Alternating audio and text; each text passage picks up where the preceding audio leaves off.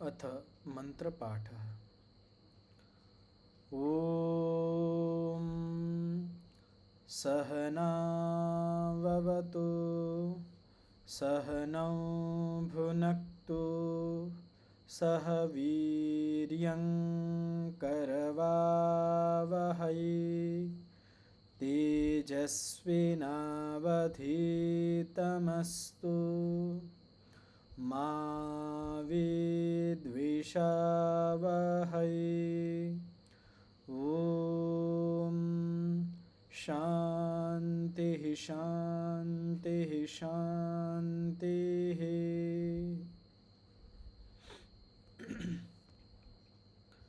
ગઈકાલના પાઠમાંથી કોઈને કંઈ પૂછવું હોય, કંઈ પ્રશ્ન હોય તો પૂછી શકો છો. आचार्य जी જી નમસ્તે જી. ये औषधि तप जप औषधि मंत्र तप समाधि जाप જી तो एમાં औषधिમાં શું સમજવાનું? हाँ, तो औषधिभिर असुर भवनेषु रसायनेन इत्यम आदि. तो असुर भवन કહેવાય જ્યાં પ્રાણોનું રક્ષણ થતું હોય એટલે ચિકિત્સાલય. ચિકિત્સાલયના અંદર ઔષધિ વિશેષ એટલે રસાયન. તો ઘણા બધા આયુર્વેદની અંદર રસાયન બનતા હોય છે જેનાથી વિશેષ પ્રકારની સિદ્ધિઓ પ્રાપ્ત થાય છે. જેવી રીતે શરીર વજ્ર જેવું કઠોર બની જાય એવી અનેક પ્રકારની સિદ્ધિઓ ત્યાં મળી શકે છે. ઇન્દ્રિયોની જે ક્ષમતા છે એ વધારી શકીએ ઔષધિના માધ્યમથી. તો એ છે. આના પછી છે મંત્રેર આકાશ ગમન અણિમા આદિ લાભ. તો મંત્રથી જે સિદ્ધિ પ્રાપ્ત થાય છે એ છે આકાશમાં ગમન કરી શકીએ અને અણિમા એટલે અણુની જેમ નાના લઘીમાં ગરિમા જે પાછળ સિદ્ધિઓ આવી હતી એ મંત્રથી પણ પ્રાપ્ત કરી શકીએ છીએ. તો મંત્રથી પ્રાપ્ત કરવું એટલે એક તો છે કે મંત્રનો નિરંતર રૂપથી જાપ કરવાથી આવી સિદ્ધિઓ પ્રાપ્ત થઈ જાય. અને અમુક લોકો વ્યાખ્યાકાર ટીકાકાર આવું પણ કહે છે કે એવા મંત્ર હોય છે એ મંત્રનું ઉચ્ચારણ કરવાથી એનો પ્રભાવ પડે છે. તો આ વિચારણીય છે એ મંત્રનો સાક્ષાત કઈ રીતે પ્રભાવ પડી શકે છે, પણ અહીંયા આવું ઉલ્લેખ મળે છે વ્યાસભાષ્યની અંદર. આના પછી છે તપસા સંકલ્પ સિદ્ધિ કામરૂપી યત્ર તત્ર કામગ ઇત્યમ આદિ. તો જો ચોથી છે તપવાળી સિદ્ધિઓ, તપથી જે સિદ્ધિઓ પ્રાપ્ત થાય એમાં શું છે સંકલ્પ સિદ્ધિ. એને સંકલ્પ સિદ્ધિ એટલે જેમ સંકલ્પ લે એમ સિદ્ધ થઈ જાય. જેવી રીતે કામરૂપી એની જેવી ઈચ્છાથી કે હું આવો રૂપવાળો બની જાઉં, જે રૂપમાં એને જવું હોય, જેવી કામના હોય, જે રૂપની કામના હોય એવું રૂપ એ ધારણ કરી શકે છે. યત્ર તત્ર કામગ ભવતે, જ્યાં જવાની ઈચ્છા હોય, જ્યાં જવાનું એનું મન હોય ત્યાં તરત જઈ શકે છે. તો આ તપના માધ્યમથી અત્યંત તપ કરવાથી આ સિદ્ધિઓની પ્રાપ્તિ થાય છે. આના પછી છે સમાધિજાહ સિદ્ધયઃ વ્યાખ્યાતા. અને જે સમાધિવાળી સિદ્ધિથી એના માટે અત્યાર સુધી ઘણું બધું વ્યાખ્યાન કરી ચૂક્યા છે. તો ત્રીજા પાદની અંદર આખું ત્રીજું પાદ સમાધિથી પ્રાપ્ત થનાર સિદ્ધિઓનું વર્ણન હતું. તો જે સમાધિથી પ્રાપ્ત થઈ સિદ્ધિઓ ત્રીજાની અંદર અને જન્મ, ઔષધિ, મંત્ર અને તપ આ 4 પ્રકારથી પણ સિદ્ધિ થાય છે. એમાં જે સમાધિથી જે સિદ્ધિઓ પ્રાપ્ત થાય એ તો યોગી માણસને થાય છે. અને જે જન્મ, ઔષધિ, મંત્ર, તપ આ ગમે એ કરી શકે. સમાધિવાળો યોગી હોય કે યોગી ન હોય, સામાન્ય માણસને પણ આ સિદ્ધિઓ પ્રાપ્ત થઈ શકે છે.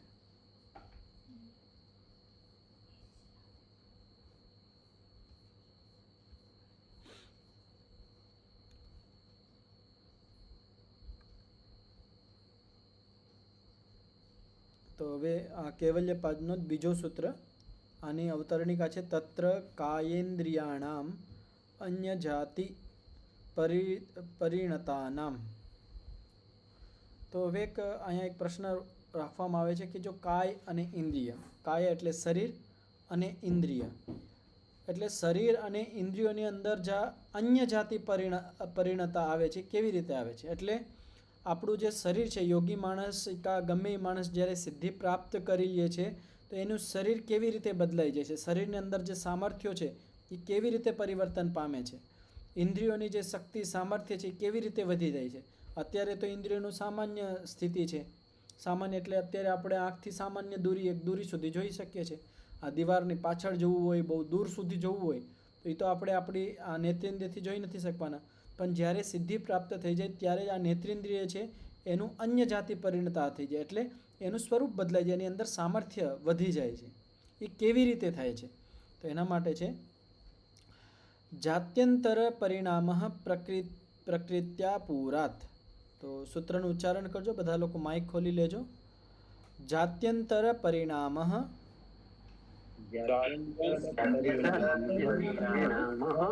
પ્રકૃત્યા પૂરાત.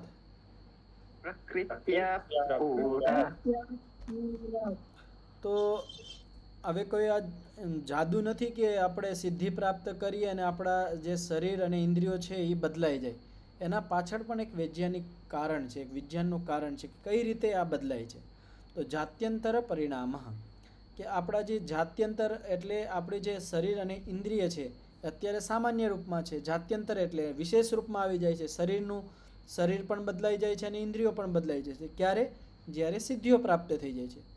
જે માણસને સિદ્ધિ પ્રાપ્ત થઈ જાય એનું જે ઇન્દ્રિયો છે પહેલાં જેવી ઇન્દ્રિય હતી એનાથી અંતર બીજી આવી જાય છે, એટલે બદલાઈ જાય છે, એનું સ્વરૂપ બદલાઈ જાય છે. એની અંદર શક્તિઓ વધી જાય છે, સામર્થ્ય વધી જાય છે, એના જે ગુણ છે એ ઉત્કૃષ્ટ બની જાય છે. જેવી રીતે નેત્રેન્દ્રિયનું જોવાનું સામર્થ્ય છે એ જોવાનું સામર્થ્ય એકદમ બહુ વધી જાય છે. સાંભળવાનું સાંભળે છે તો એ પણ વધી જાય છે. શરીરને જે ઉપાડવાનું સામર્થ્ય છે એ પણ વધી જાય છે.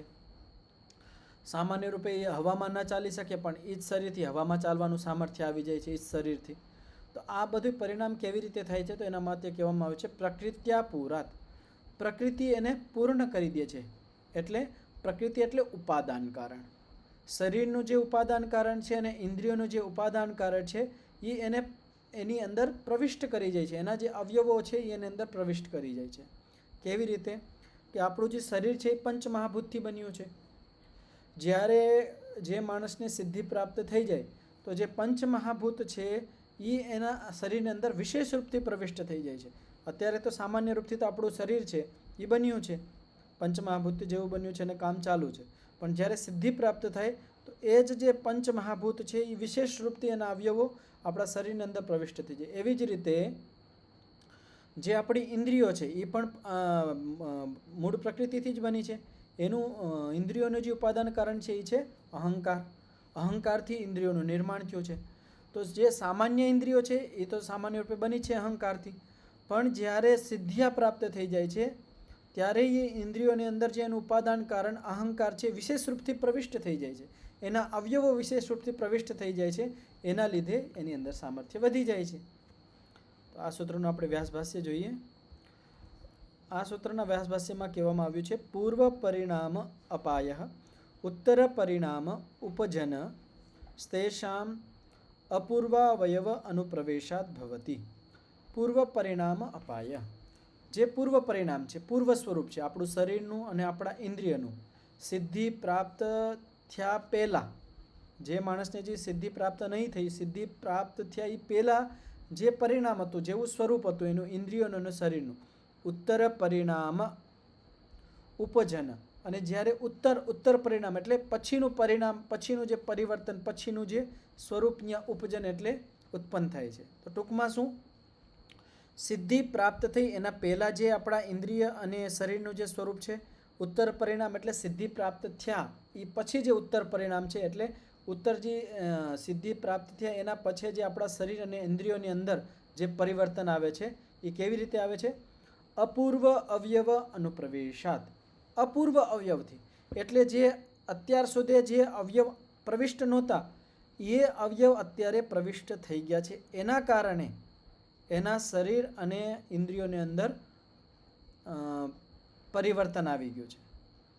અપૂર્વ અવયવ એ સમજો. અપૂર્વ અવયવ એટલે શું?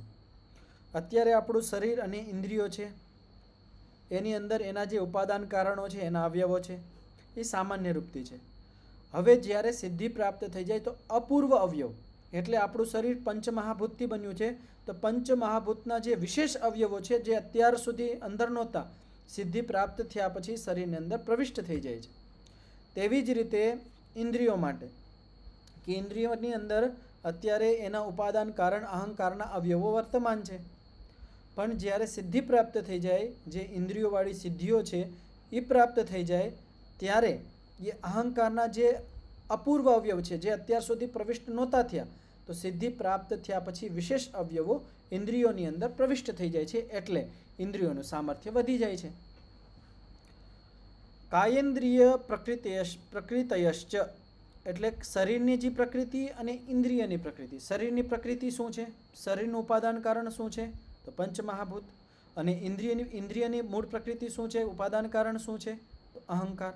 સ્વમ સ્વમ વિકારમ અનુગૃહણાતિ આપૂરેણ. તો જે પ્રકૃતિ છે એટલે પંચમહાભૂત એ પોતાના વિકાર એટલે કાર્ય. તો પંચમહાભૂત છે એનું કાર્ય શું છે? આપણું શરીર બનાવ્યું છે, આ સંસાર બન્યો છે. તો આપણું જે શરીર છે એ પંચમહાભૂતથી બન્યું છે. તો પંચમહાભૂત ઉપાદાન કારણ છે, એનું વિકાર એટલે કાર્ય છે શરીર. તો એને અનુગૃહણંતિ, એને પૂરિત કરે છે. એટલે પંચમહાભૂત રૂપી જે ઉપાદાન કારણ પ્રકૃતિ છે એ શરીરને સિદ્ધિ પ્રાપ્ત થયા પછી અનુગ્રહિત કરે છે, એની અંદર વિશેષ અવયવોનું પ્રવિષ્ટ થાય છે. તેવી જ રીતે ઇન્દ્રિય પ્રકૃતિ એટલે ઇન્દ્રિયનું ઉપાદાન કારણ શું છે? અહંકાર. અને અહંકારનું વિકાર એટલે કાર્ય શું છે? અહંકારથી શું બને? આપણી ઇન્દ્રિયો. તો જે ઇન્દ્રિયો બને એની જે વિકાર છે એને અનુગૃહણંતિ. તો આપણે કહી શકીએ કે જે ઉપાદાન કારણ એટલે અહંકાર, અહંકારનું વિકાર એટલે ઇન્દ્રિયો એને અનુગ્રહિત કરે છે, એટલે વિશેષ અવયવો એની અંદર પ્રવિષ્ટ કરે છે. એનું કારણ શું છે? ધર્માદિ નિમિત્ત અપેક્ષામાણા. આ વિશેષ શબ્દ છે, આ ધ્યાન રાખજો કે આ જે ઉપાદાન કારણ છે એ એના જે કાર્ય જગત છે, એનું જે વિકાર છે શરીર અને ઇન્દ્રિય, એની અંદર વિશેષ રૂપથી કેવી રીતે પ્રવિષ્ટ કરે, એને અનુગ્રહિત કેવી રીતે કરી શકે છે, એના પાછળ કારણ શું છે? તો ધર્માદિ નિમિત્તમ. ધર્માદિ નિમિત્તના કારણે જ્યારે યોગી માણસ યોગના માર્ગ ઉપર ચાલતો હોય, ધર્મનું અનુષ્ઠાન કરે, ધર્મ આદિથી એટલે ધર્મ અધર્મ, જ્ઞાન અજ્ઞાન, ઐશ્વર્ય અનૈશ્વર્ય, તો એટલે ધર્મ, જ્ઞાન, ઐશ્વર્ય, વૈરાગ્ય, આનું જ્યારે એ ઉપયોગ કરે, જીવનમાં લઈ આવે, ત્યારે આના કારણે એના શરીરની અંદર જે પ્રકૃતિ છે એ એના અવયવો વિશેષ પ્રકારના પરિવર્તન થઈ જાય છે. એટલે ઇન્દ્રિય જે પ્રકૃતિથી બન્યું છે, જે અવયવોથી બન્યું છે, એ અવયવોનું આધાન થઈ જાય છે, અવયવ પ્રવિષ્ટ થઈ જાય છે. પણ ધર્મ જ્યાં સુધી નહીં કરીએ, જ્ઞાનની પ્રાપ્તિ નહીં કરીએ, ત્યાં સુધી પ્રકૃતિ પણ આપણા અંદર આ સામર્થ્ય ન વધારી શકે. તો ધર્મના કરવાથી પ્રકૃતિ છે એ શરીર અને ઇન્દ્રિયોનું સામર્થ્ય વધારી દે છે. આ સૂત્ર અહીંયા પૂર્ણ થયું. આમાં કોઈને કંઈ પૂછવું હોય તો પૂછી શકો છો.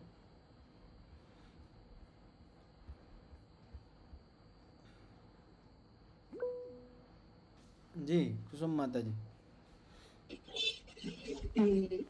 એકવાર ઓલું આખો આકૃતિ એટલે કે શબ્દ ચિત્ર છે એ કઈ રીતે આવે?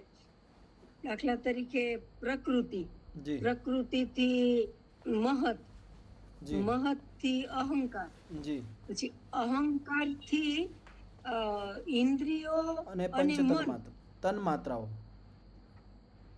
એટલે એ અહંકાર માંથી તન માત્રાઓ, જી અને તન માત્રાઓ માંથી પંચ મહાભૂત. જી બસ આટલું જ ને, આગળ કઈ નહીં ને? નહીં, એ છેલ્લું છે. પંચ મહાભૂત છેલ્લું છે. પછી એનાથી આપણું શરીર બન્યું છે, પણ એ એનાથી જ બન્યું છે, કોઈ નવું તત્વ નથી. આપણા શરીરની અંદર પણ પંચ તત્વો જ છે, પંચ મહાભૂત જ છે. પણ ઉપર જ્યાં પ્રકૃતિ શબ્દનો પ્રયોગ છે ને, આ પ્રકૃતિ, તો આ મૂળ પ્રકૃતિ નથી. અહીંયા જે શબ્દ આવ્યો હતો ને પ્રકૃતિ, પ્રકૃતિ એટલે અહીંયા પ્રકૃતિથી ઉપાદાન કારણ છે કે આપણા શરીર અને ઇન્દ્રિયનું ઉપાદાન કારણ શું છે, કેનાથી બની છે? તો આપણું શરીર છે એ પંચમહાભૂતથી બન્યું છે, અને ઇન્દ્રિયો છે એ અહંકારથી બની છે. અહીંયા પ્રકૃતિનો મૂળ પ્રકૃતિ અર્થ નથી, એ જેનાથી બની ઈ. બરાબર. જી. ત્રીજો સૂત્ર છે નિમિત્તમ અપ્રયોજકમ પ્રકૃતિનામ વર્ણભેદસ્તુ તતઃ ક્ષેત્રીવત. આ સૂત્ર અત્યંત વિશેષ છે અને અત્યંત ઉપયોગી પણ છે. જેને અધ્યાત્મના ક્ષેત્રમાં ઉન્નતિ કરવી હોય એના માટે આ સૂત્ર અત્યંત વિશેષ છે. તો સૂત્રનું ઉચ્ચારણ કરજો. નિમિત્તમ અપ્રયોજકમ अप्रयोजकं પ્રકૃતિનામ प्रकृतीनां વર્ણભેદસ્તુ वर्णभेदस्तु તતઃ ततः ક્ષેત્રિકવત. क्षेत्रिकवत् તો આ સૂત્રની અંદર શું કહેવામાં આવે છે કે નિમિત્તમ અપ્રયોજકમ પ્રકૃતિનામ. તો જે નિમિત્ત છે, નિમિત્ત એટલે ઉપરના સૂત્રની અંદર જે ભાષ્યની અંદર શું કહેવામાં આવ્યું હતું કે ધર્માદિ નિમિત્ત, ધર્માદિ નિમિત્તના હિસાબે જે પ્રકૃતિ છે એ શરીર અને ઇન્દ્રિયોના જે અવયવ છે એમાં સામર્થ્ય વધારી દે છે, પ્રવિષ્ટ થઈ જાય છે. તો આ સૂત્રની અંદર કહેવામાં આવ્યું છે કે નિમિત્તમ અપ્રયોજકમ પ્રકૃતિ નામ. જે ધર્મ, જ્ઞાન, ઐશ્વર્ય, વૈરાગ્ય આ બધું છે એ પ્રકૃતિને કોઈથી પ્રેરિત નથી કરતી. પ્રકૃતિ એટલે જે શરીરની, આપણા શરીરની પ્રકૃતિ કાર્ય ઉપાદાન કારણ શું છે? પંચમહાભૂત. તો ધર્માદિ જે વસ્તુઓ છે એ પંચમહાભૂતને પ્રેરિત નથી કરતું કે તમે શરીરની અંદર સામર્થ્ય વધારી દો કે શરીરની અંદર પ્રવિષ્ટ થઈ જાઓ. તેવી જ રીતે જે ઇન્દ્રિયનું ઉપાદાન કારણ છે, પ્રકૃતિ છે, એ છે અહંકાર.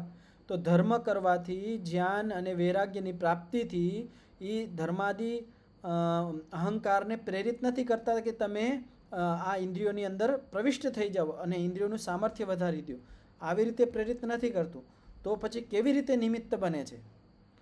પાછળ એ તો પાકું છે કે ધર્મ નિમિત્ત છે તો જ પ્રકૃતિ એ શરીર અને ઇન્દ્રિયોનું સામર્થ્ય વધારે છે. એ તો પાકું થઈ ગયું. પણ અહીંયા એ પણ કહેવામાં આવ્યું છે કે એ નિમિત્ત, ધર્મ આદિ નિમિત્ત એ પ્રકૃતિને પ્રેરિત નથી કરતા. તો શું કરે છે? વર્ણભેદસ્તુ તતઃ ક્ષેત્રીવત.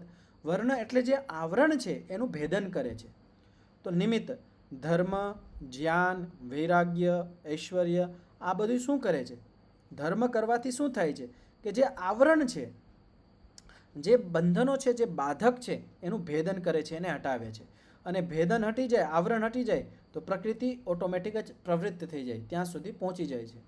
કેવી રીતે? તો એક ઉદાહરણથી સમજાવવામાં આવે છે. ક્ષેત્રિકવત. જેવી રીતે કિસાનનું કાર્ય હોય. તો કિસાનનું કાર્ય કેવી રીતે હોય? તો આપણે એને વ્યાસ ભાષ્યના માધ્યમથી જ આ સૂત્રને સમજવાનો પ્રયત્ન કરીએ. નહીં ધર્માદિ નિમિત્તમ તત્પ્રયોજકમ પ્રકૃતિ નામ ભવતી. તો સાવ ચોખ્ખું કહી દીધું છે કે ધર્મ આદિ આપણે ધર્મ કરીએ, પુણ્ય કરીએ, સારું કાર્ય કરીએ, સારા કર્મો કરીએ, એનાથી આ જે આપણી પ્રકૃતિ છે એ પ્રેરિત નહીં થઈ જાય. તો ધર્મ આદિ નિમિત્ત પ્રકૃતિને પ્રેરિત નહીં કરે કે તમે શરીર અને ઇન્દ્રિયોનું સામર્થ્ય વધારી દો. શા માટે? ન કાર્યના કારણમ પ્રવર્તતે ઇતિ. કારણથી કાર્ય તો પ્રવૃત્ત થાય, કાર્યથી કારણ પ્રવૃત્ત ન થઈ શકે, એ સિદ્ધાંત છે. તો ધર્મ આદિ એ પ્રકૃતિના હિસાબે જ આપણે કરીએ છીએ. તો ધર્મ આદિ જે આપણે કાર્યરૂપ છે એ કારણને કોઈ દિવસ પ્રવૃત્ત ન કરી શકે. એટલે ટૂંકમાં પુત્ર પિતાને ઉત્પન્ન નહીં કરી શકે, પિતા જ પુત્રને ઉત્પન્ન કરી શકે. આ જ એક સિદ્ધાંત છે. તો તેવી રીતે કાર્ય છે એ કારણને પ્રવૃત્ત ન કરી શકે, કારણ કાર્યને પ્રવૃત્ત કરી શકે છે. તો ધર્માદિ જે નિમિત્ત છે એ પ્રકૃતિને કોઈ દિવસ પ્રવૃત્ત ન કરી શકે. કથમ તરી? તો પછી કેવી રીતે તમે એમ કહો છો કે પ્રકૃતિ છે એ શરીર અને ઇન્દ્રિયોનું સામર્થ્ય વધારી દે છે? જ્યારે સિદ્ધિઓ પ્રાપ્ત થઈ જાય છે ત્યારે પ્રકૃતિ એમાં અનુપ્રવિષ્ટ થઈ જાય છે. શરીર અને ઇન્દ્રિયોની અંદર અવયવ રૂપમાં પ્રવિષ્ટ થઈને એનું સામર્થ્ય વધારી દે છે. તો કેવી રીતે આ થાય છે? કથમ તરે? વર્ણભેદસ્તુ તતઃ ક્ષેત્રીવત. વર્ણભેદ એટલે જે આવરણો છે, જે બંધન છે, જે બાધકો છે એને ભેદન કરી દે છે, એને હટાવી દે છે. કોણ? ધર્મ. આપણે જે ધર્મ કરીએ, સારા કર્મો કરીએ, સારું કાર્ય કરીએ, અધ્યયન કરીએ, વાંચન કરીએ, જ્ઞાન પ્રાપ્ત કરીએ, એ જે જીવનની અંદર જે આવરણો છે, બંધન છે, બાધકો છે એને ભેદન કરી દે છે, એને હટાવી દે છે. એનાથી પ્રકૃતિ શરીર અને ઇન્દ્રિયોની અંદર પ્રવિષ્ટ થઈ જાય છે, વિશેષ રૂપથી પ્રવિષ્ટ થઈ જાય છે અને એનું શક્તિ સામર્થ્ય વધારી દે છે. એનું નામ જ સિદ્ધિ છે. આને સમજવા માટે તતઃ ક્ષેત્રીવત, જેવી રીતે કિસાનનું કાર્ય હોય. કેવી રીતે કિસાનનું કાર્ય હોય? યથા ક્ષેત્રિકઃ કેદારાત અપામ પૂર્ણાત કેદારાંતરમ પીપ્લાવયિષુઃ સમમ નિમ્નમ નિમ્નતરમ વા ન અપઃ પાણીના અપકર્ષતિ આવરણમ તુ આસામ ભિનત્તિ. તો તો શું કહેવામાં આવ્યું છે? ધ્યાનથી સમજજો આ વાક્ય. જેવી રીતે, યથા એટલે જેવી રીતે, ક્ષેત્રિક એટલે કિસાન, ખેડૂત. કેદારાદ અપામ પૂર્ણાદ. કેદાર કહેવાય ક્યારીને. ગુજરાતીમાં આપણે શું કહીએ? ક્યારો કહેવાય. ક્યારો જે પાણી આપણે જ્યારે ખેડૂત ખેતી કરતા હોય ત્યારે પાણી પાતા હોય તો જે ક્યારી બનાવેલી હોય એને ક્યારી જ કહેવાય ગુજરાતીમાં, કે બીજું કઈ કહેવાય? ક્યારો. અને ક્યારાની પાસે જે ઓલી મેઢ દીવાર બનાવેલી હોય માટીની, એને શું કહેવાય ગુજરાતીમાં? પારો.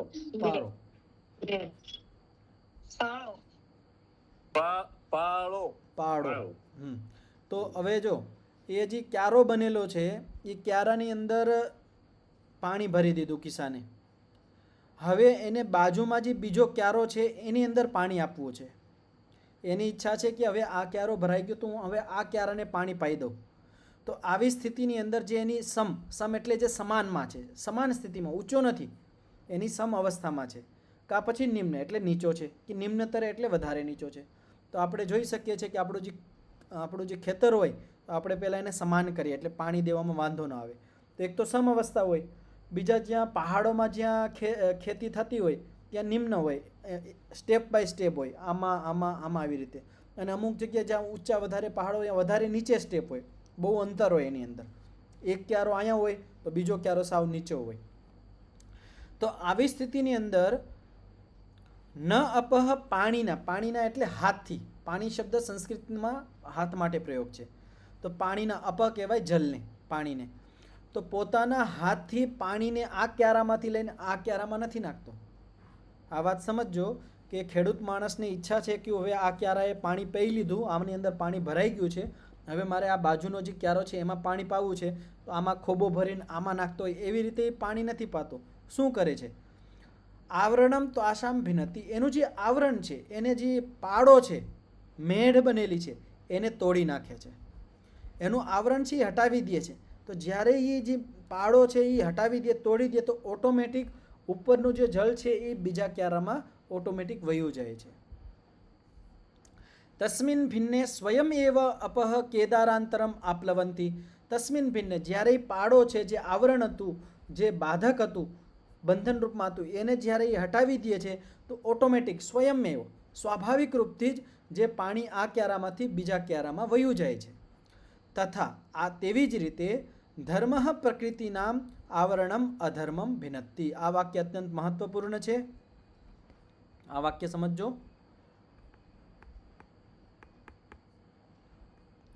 તથા તેવી રીતે ધર્મ પ્રકૃતિનામ, તો જે ધર્મ છે એ પ્રકૃતિનું આવરણ એટલે અધર્મને હટાવે છે. હવે આપણે ઓલું જે ઉદાહરણ છે એને સાથે સાથે ઘટાડીએ. ધર્મ એટલે અહીંયા તો ખેડૂત માણસ, અહીંયા છે ધર્મ. તો આપણા જીવનમાં જે ધર્મ છે એ પ્રકૃતિનામ આવરણમ. પ્રકૃતિ તો આપણા સુધી પહોંચે છે, પ્રકૃતિ આપણા સુધી આવે છે, પણ વચ્ચે આવરણ છે, બંધન છે. એ કેવું આવરણ છે? કયા બાધક તત્વ કયો છે? તો ભલે અધર્મમ. તો જેવી રીતે આ ક્યારામાંથી આ ક્યારામાં પાણી તો જઈ શકે છે, લેકિન એક વચ્ચે પાડો છે જે એને રોકી રાખે છે, આવરણ છે. એ આવરણને જેવી રીતે કિસાને હટાવ્યું તો પાણી સ્વાભાવિક રીતે ઓટોમેટિક ત્યાં પહોંચી ગયું. તેવી જ રીતે આપણા જીવનની અંદર ધર્મ શું કામ કરે છે? કે જે પ્રકૃતિને રોકી રાખે છે, પ્રકૃતિનું જે સામર્થ્ય છે એને રોકી નાખનાર જે અધર્મરૂપી જે આવરણ છે, પાડાઓ છે, એને ભિન્નતિ તોડી નાખે છે. અને જ્યારે આપણા જીવનમાંથી અધર્મ હટી જાય તો ઓટોમેટિક સ્વાભાવિક રીતે પ્રકૃતિ આપણા અંદર પ્રવિષ્ટ થઈ જાય છે, એને પ્રવેશ કરાવી નથી પડતી. તસ્મિન ભિન્ને, જ્યારે અધર્મરૂપી પાડો તૂટી જાય છે, સ્વયમેવ પ્રકૃતયઃ સ્વમ વિકારમ આપ્લવયંતી. એના જે વિકાર છે, પ્રકૃતિના જે કાર્યરૂપ છે એને એ પૂરિત કરી દે છે. તો આપણું જે શરીરના જે ઉપાદાન કારણ મૂળ પ્રકૃતિ એટલે શરીરની ઉપાદાન પ્રકૃતિ શું છે?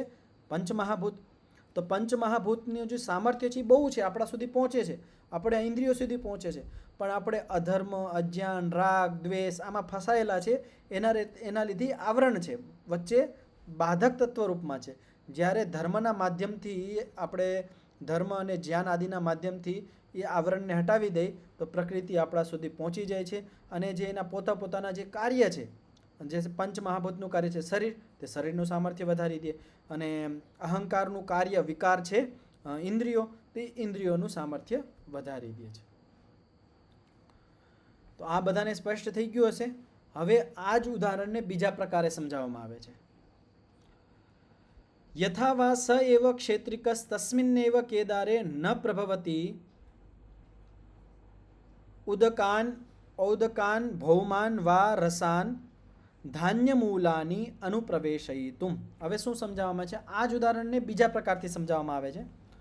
યથા વા ક્ષેત્રિક, કે જેવી રીતે ખેડૂત માણસ છે, તસ્મિન્નેવ કેદારે, એક ક્યારાની અંદર, એક ક્યારો છે એની અંદર પાણી ભરી દીધું, ખાતર નાખી દીધું.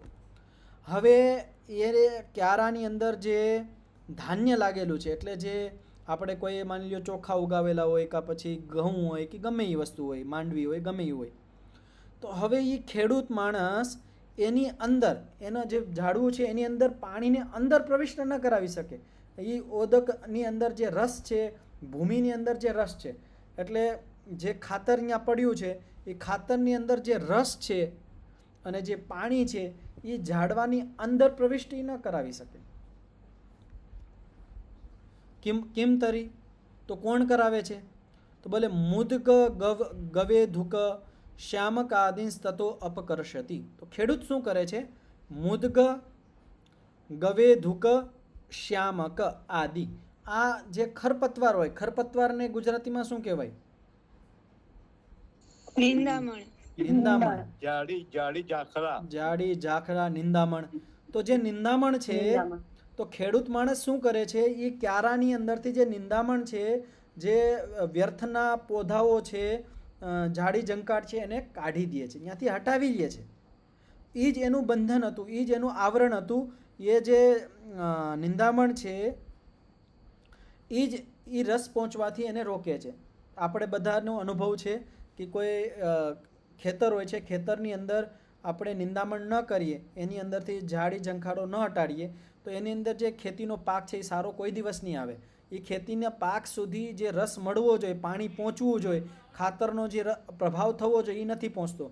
એ બધા જે નિંદામણ છે એ રોકી રાખે છે. તો કિસાન માણસ એ આવરણને હટાવી દે છે. તો જ્યારે એ નિંદામણ કરી દે છે અને જે ઝાડી ઝંખાડ છે એને હટાડી દે છે, તો ઓટોમેટિક સ્વાભાવિક રીતે જ જે પાણી અને જે ખાતર આદિનો જે રસ છે એ ઓટોમેટિક એ ઝાડવા સુધી પહોંચી જાય છે.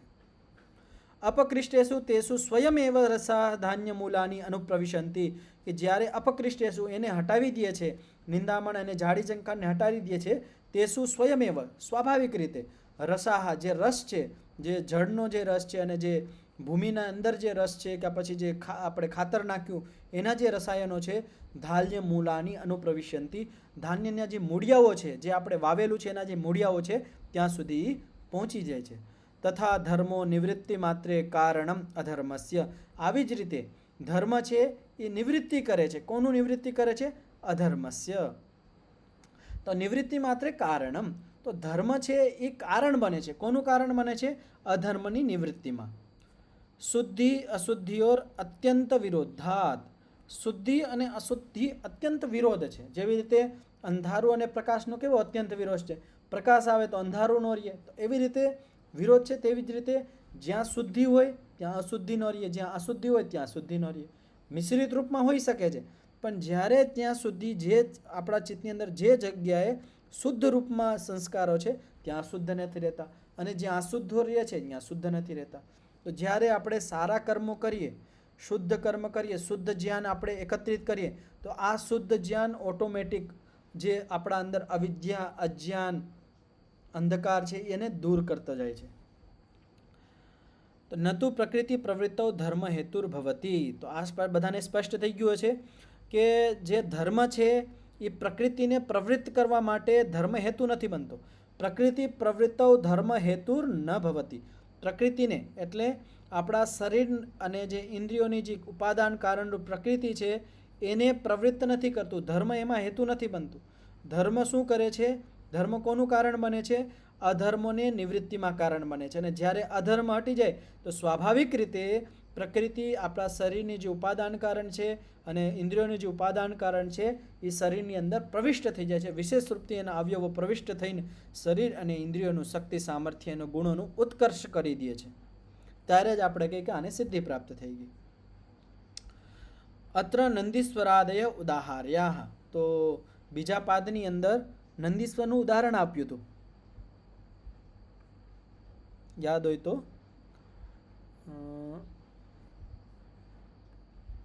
બીજું પાદ છે ને, આની અંદર જ આવ્યું હતું. જો અહીંયા આવ્યું. યથા નંદીશ્વર કુમારો મનુષ્ય પરિણામમ હિત્વા દેવત્વેન પરિણતઃ. તો જેવી રીતે નંદીશ્વર કુમાર એક સામાન્ય માણસ હતો, મનુષ્ય હતો, મનુષ્ય પરિણામમ હિત્વા, મનુષ્યના જે ધર્મો હતા એને છોડીને દેવત્વને પ્રાપ્ત કરે છે. તો કેવી રીતે પ્રાપ્ત કરે છે? ધર્મ કાર્યો વધારે કરે છે. દેવલોકોના જે કાર્ય હોય, દેવલોકો જે કર્મ કરતા હોય એ કર્મ કરે છે.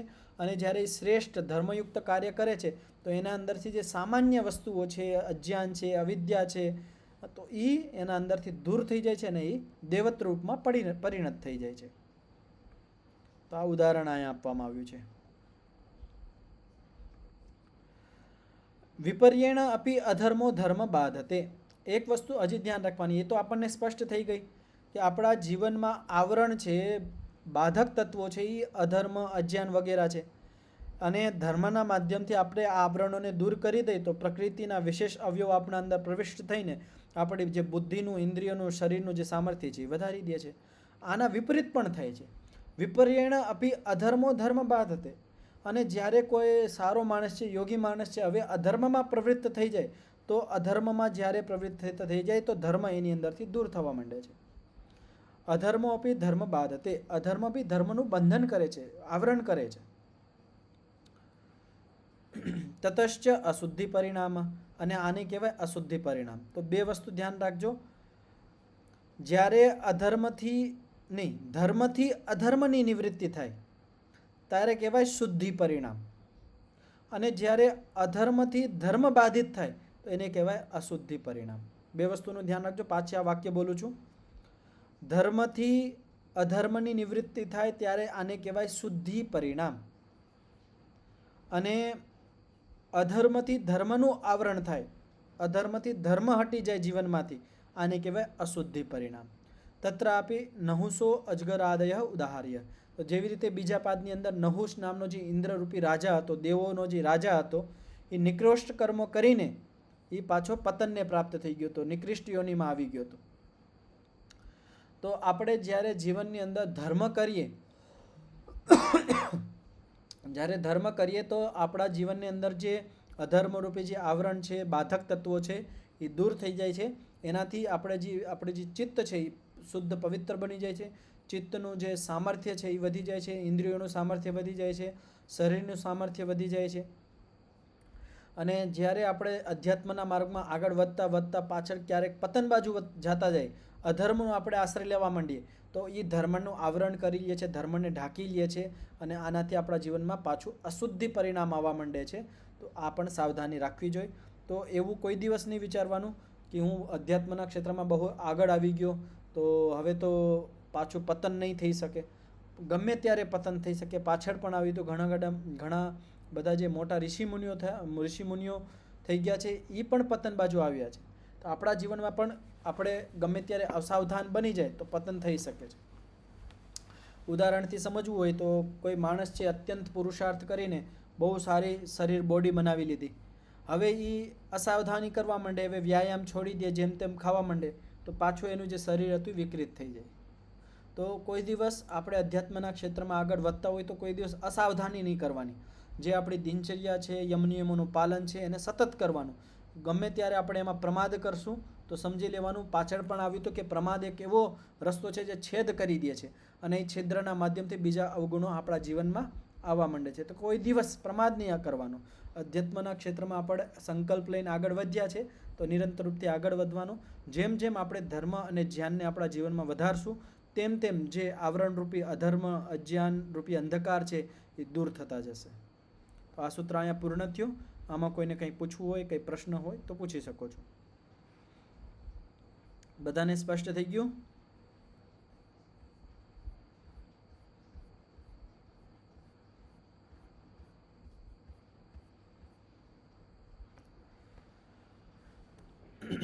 હવે ચોથું સૂત્ર છે અને ચોથા સૂત્રની અવતરણિકા છે યદા તુ યોગી બહુન કાયાન નિર્મિમિતે તદા કિમ એક મનસ્કાહ તે ભવંતી અથ અનેક મનસ્કાહ ઇતિ. હવે એક પ્રશ્ન અહીંયા ઊભો કરવામાં આવે છે કે જ્યારે યોગી માણસ ઘણા બધા શરીરોનું નિર્માણ કરે છે, કારણ કે યોગી માણસના પ્રકૃતિ અધીન થઈ જાય છે, એટલે જે સિદ્ધિ પ્રાપ્ત કરી લે છે, ભૂતજય અને ઇન્દ્રિયજય બની જાય છે, તો સંપૂર્ણપણે પ્રકૃતિ, મૂળ પ્રકૃતિ અને કાર્ય જગત, કારણ જગત એના વશમાં હોય છે. તો જ્યારે એ આ સંકલ્પ માત્રથી બધું બનાવી શકે એવી પાછળ વાત આવી હતી. આપણે ભાષ્યમાં એનું ચિંતન પણ આપણે કર્યું હતું અને અહીંયા આપણે ભાષ્ય પણ વાંચ્યું હતું. તો એ પ્રકૃતિના માધ્યમથી શરીર બનાવી શકે છે. જેમ આપણું આ શરીર ઈશ્વરે બનાવ્યું છે તેવી રીતે યોગી માણસ પણ પ્રકૃતિના માધ્યમથી ઘણા બધા શરીરોનું નિર્માણ કરે છે. તો જ્યારે યોગી માણસ શરીરોનું નિર્માણ કરે છે ત્યારે એ શરીરને એક મનવાળું બનાવે છે કે અનેક મનવાળું બનાવે છે. હવે માની લો એ યોગી માણસે 100 શરીર બનાવ્યા, તો 100 શરીર માટે એક જ મન હોય છે કે 100 શરીર માટે 100 મન હોય, 100 મનનું નિર્માણ કરે છે? આ પ્રશ્ન છે. તો આનો ઉત્તર છે નિર્માણ ચિત્તાની અસ્મિતા માત્રાત. તો સૂત્રનું ઉચ્ચારણ કરજો.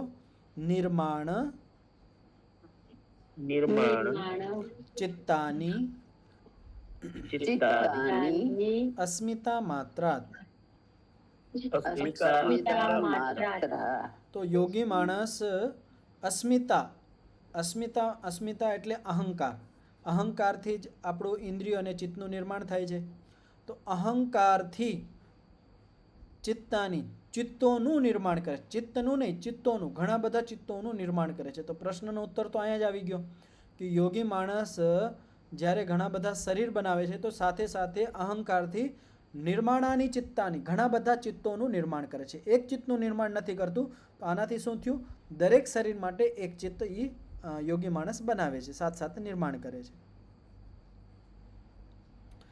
તો આનું વ્યાસ ભાષ્ય છે અસ્મિતા માત્રમ ચિત્ત કારણમ ઉપાદાય નિર્માણ ચિત્તાની કરોતિ તતઃ સચિત્તાની ભવંતી ઇતિ. તો અસ્મિતા માત્રમ, તો અસ્મિતાના માધ્યમથી, અહંકારના માધ્યમથી ચિત્ત કારણમ ઉપાદાય ચિત્તનું નિર્માણ કરે છે. નિર્માણ ચિત્તાની કરોતિ. તો ચિત્તનું જે ઉપાદાન કારણ છે જે અહંકાર, તો અહંકારથી ચિત્તોનું નિર્માણ કરે છે, ઘણા બધા ચિત્તોનું નિર્માણ કરે છે. તતઃ સચિત્તાની ભવંતી ઇતિ. અહીંયા એક શબ્દ જોડી લેવાનું, કાયાની. તતઃ સચિત્તાની એટલે જેટલા શરીર યોગી માણસ બનાવશે એ બધા શરીર ચિત્તવાળા હશે. પ્રત્યેક શરીર માટે એક ચિત્ત પણ એ નિર્માણ કરશે. હવે આ તો થઈ ગયો શાબ્દિક અર્થ. આવી રીતે પણ ઘણા બધા વ્યાખ્યાકાર અને ટીકાકારો અર્થ કરતા હોય છે, જે આપણે શાબ્દિક રૂપમાં અહીંયા આપણે ચિંતન અને વિચાર કર્યો છે. તો આ જે પ્રમાણે અહીંયા લખ્યું છે એ તો વિચારણીય છે કે યોગી માણસ કેવી રીતે શરીરનું નિર્માણ કરી શકે, ચિત્તનું નિર્માણ કરી શકે. તો એ વિચારણીય છે. અને બીજો આપણે એક અહીંયા સંગતિ લગાવી શકીએ કે ચિત્તનું નિર્માણ એટલે શું? કે જે યોગી માણસ છે એ ચિત્તનું નિર્માણ એટલે જે સામેવાળો માણસ છે એનું ચિત્ત છે એ સંસ્કારિત કરી દે છે, વિશેષ ચિત્તમાં બદલી દે છે. યોગી માણસની અંદર એટલો પ્રભાવ હોય છે કે જે સામેવાળા જે સામાન્ય માણસ છે એનું જે ચિત્ત છે એનું ચિત્ત પોતાના ધ્યાનના માધ્યમથી સંસ્કારિત કરી દે છે. આવો પણ એક અર્થ ઘણા બધા વ્યાખ્યાકારો અને જે અધ્યાપકો હોય છે એ કરતા હોય છે. હા, અથર્વ મુનિજી, તમારે કંઈ પૂછવું હતું? કંઈ પ્રશ્ન હતો તમારો? ઘણા બધા શરીર અને ઘણા બધા ચિત્ત યોગી બનાવી કેવી રીતે? એ જેવી રીતે કોઈ શીરો બનાવવો હોય જેના પાસે લોટ, ઘી અને ખાંડ આ વસ્તુ મળી જાય તો એ બનાવી શકે, એના ઉપર એનો અધિકાર છે.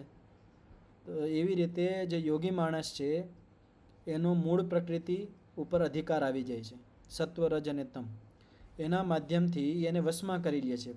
ભૂતજય અને ઇન્દ્રિયજય બનવાથી એ પ્રકૃતિને જીતી લે છે. અને પ્રકૃતિના માધ્યમથી એટલે કાર્ય જગત જે છે એને જીતી લે છે, તો એ એનાથી આ શરીરોનું નિર્માણ કરી શકે છે. જેવી રીતે ઈશ્વર પંચમહાભૂતોથી આપણે શરીરનું નિર્માણ કરે છે, તેવી રીતે યોગી પણ પંચમહાભૂતોનો ઉપયોગ કરીને શરીરોનું નિર્માણ કરી શકે છે. પણ એ કોઈ દિવસ ખોટું નહીં કરે, એટલું ધ્યાન રાખવાનું કે યોગીના અંદર એટલું સામર્થ્ય આવી જાય છે કે એ સંકલ્પ, એના સંકલ્પો સાચા હશે, જેવું ઈશ્વર કરશે એવું સેમ ટુ સેમ કરશે, કોઈ અલગ નહીં બનાવે કે ભાઈ કોઈનું શરીર અલગ પ્રકૃતિનું બનાવે, એવી રીતે નહીં. શરીરનું નિર્માણ કરી શકે અને એની અંદર ચિત્તનું પણ નિર્માણ કરી શકે છે. હા, અમૃતા મુનિજી, બીજું કઈ હતું તમારે પ્રશ્ન? બસ એ જ હતા. જી. હવે આમાં હજી એક વિચારણી વિષય આગળ આવે છે કે પ્રવૃત્તિ ભેદે પ્રયોજકમ ચિત્તમ એકમ અને કેશામ. હવે માની લો કે ભાઈ યોગી માણસ આટલા બધા ચિત્તોનું નિર્માણ કરે છે, તો એના નિયંત્રણ માટે પણ કોઈ વ્યવસ્થા એને કરવી જોઈએ. તો એના માટે આ સૂત્ર છે. તો સૂત્રનું ઉચ્ચારણ કરજો.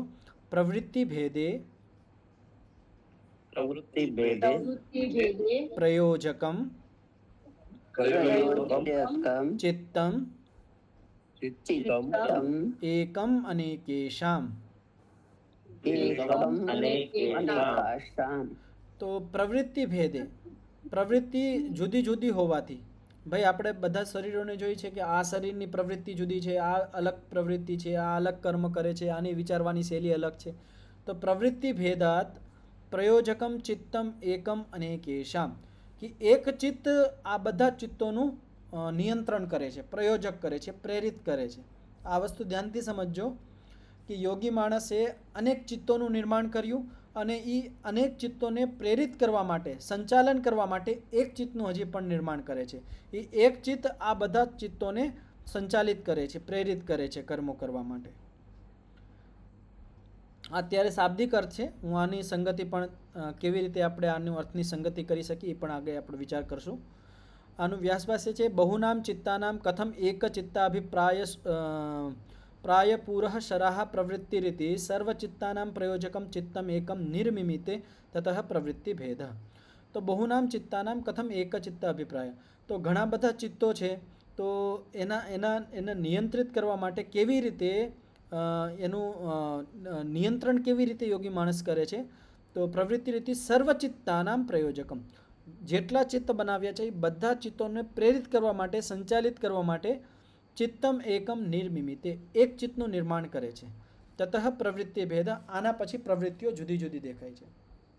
ઉદાહરણથી સમજવું હોય કે કોઈ એક માણસ છે, એના નીચે ઘણા બધા માણસો કાર્ય કરતા હોય, તો હવે જે માણસ ઉપર મેનેજર છે એ નિયંત્રણ કરતો હોય, એના પછી જુદી જુદી પ્રવૃત્તિઓ દેખાય કે ભાઈ એના નીચે 50 માણસો છે, જુદી જુદી પ્રવૃત્તિઓ, જુદા જુદા કાર્ય કરતા હોય, એ ત્યાંથી ગાઈડ કરે. તેવી જ રીતે અહીંયા તો હવે યોગી માણસને ચિત્તનું નિર્માણ એટલે એ પોતાનું એક ચિત્ત, યોગી માણસ પોતાનું ચિત્ત એટલું એવી રીતે બનાવી દે છે કે એના એ ચિત્તના માધ્યમથી ઘણા બધાને પ્રેરિત કરે છે.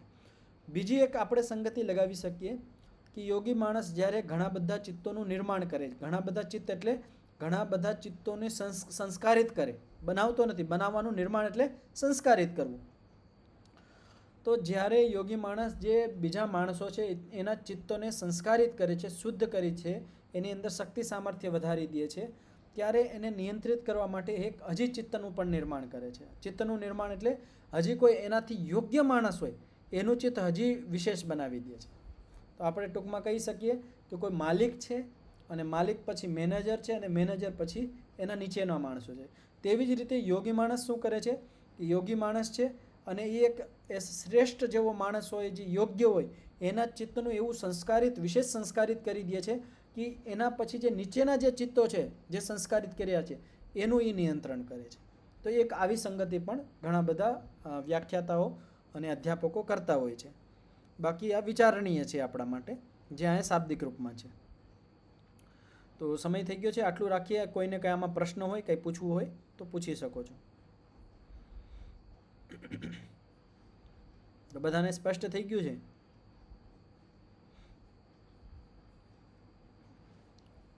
ચાલો આટલું રાખીએ. 3 વખત શાંતિનું ઉચ્ચારણ કરીને પાઠનો વિરામ કરીશું. ઓમ શાંતિ શાંતિ શાંતિ સર્વેભ્યો નમઃ. બધાને નમસ્તે સાદર આચાર્યજી, નમસ્તે. ધન્યવાદ આપકા. નમસ્તે બધાને નમસ્તે આચાર્યજી, નમસ્તે. નમસ્તે.